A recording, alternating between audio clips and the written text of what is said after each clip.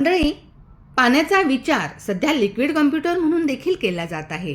त्यामध्ये पाण्याचा लक्षात ठेवणे हा गुणधर्म वापरला जात आहे. तुमच्या मनात एखादा चांगला उद्देश ठेवून तो उद्देश एका हातात पाण्याचा ग्लास घेऊन मग मनामध्ये बोलून मग ते पाणी पिणे यासारख्या वेगवेगळ्या वॉटर थेरपीचा सध्याच्या काळात वापर केला जात आहे. ही जरी वैज्ञानिक माहिती असली तरी या पाण्याच्या दिव्य आणि शक्तिशाली क्षमतांची सांगड आपल्या संस्कृती आणि चालीरीतींशी घालण्याचा प्रयत्न पूर्वीपासून होत आहे. पिण्याचे पाणी तांब्याच्या भांड्यातच ठेवूनच साठवावे आणि शक्यतो तांब्याच्या ग्लासनेच पाणी प्यावे, कारण तांबे हा धातू ऊर्जेचा सुवाहक आहे.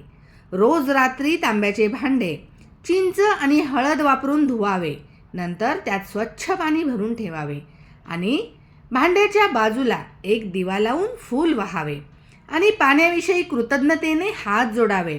आम्हाला आयुष्य, आरोग्य आणि जीवन प्रदान केल्याबद्दल पाण्याला आभार व्यक्त करावे. पाणी पिताना जाणीवपूर्वक काही सेकंद पाण्याचा ग्लास दोन्ही हातामध्ये धरून मनामध्ये चांगले विचार, चांगल्या भावना आहेत याची खात्री करूनच पाणी प्यावे. जेव्हा जेव्हा पाणी पिण्याची वेळ येईल तेव्हा याच पद्धतीचा अवलंब करावा. यामुळे घरात आजारपण पूर्ण बंद होते, शारीरिक मानसिक स्वास्थ्य उत्तम राहते, ॲसिडिटी पूर्ण गायब होते, घरातील वातावरण प्रसन्न राहते.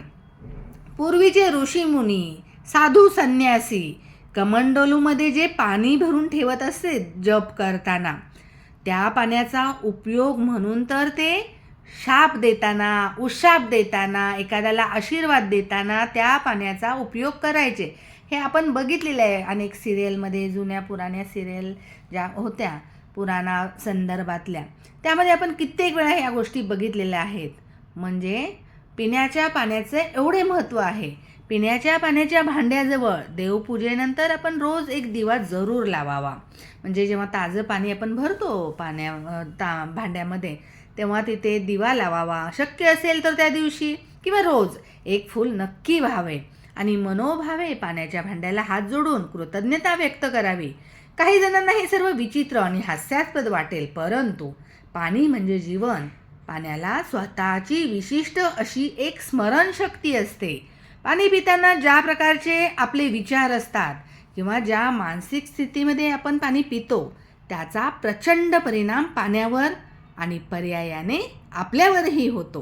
पाण्यामध्ये बाहेरून येणाऱ्या प्रत्येक प्रकारच्या ऊर्जेप्रमाणे बदल होत असतात आणि त्या बदलाप्रमाणे ते तुमच्या शरीरावर, मनावर परिणाम करत असते.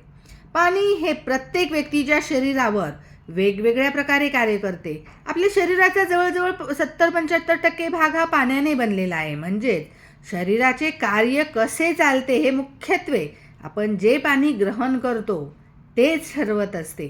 पाणी जर आपण पितानाचे तुमचे जे विचार, पाण्याकडे बघण्याची तुमची दृष्टी किंवा नजर, पाणी पिताना आजूबाजूला येणारे आवाज, पाणी पिताना तुमच्या मनातील भावना किंवा तुमच्या तोंडातून निघणारे उच्चार, या सर्वांचा पाण्यावर प्रचंड परिणाम होतो आणि जे प्रत्यक्ष मायक्रोस्कोप खाली बघता येऊ शकते, अनुभवता येऊ शकते.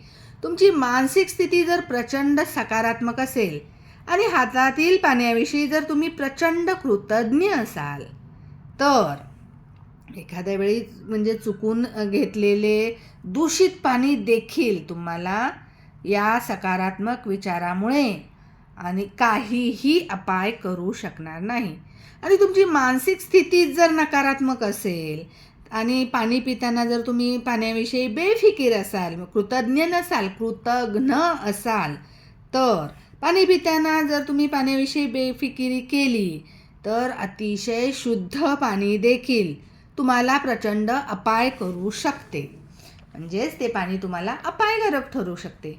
पाणी हे जिवंत असून मानवाची मज्जासंस्था ज्याप्रमाणे कार्य करते त्याप्रमाणे पाणी आणि त्याची पेशी संस्था कार्य करते.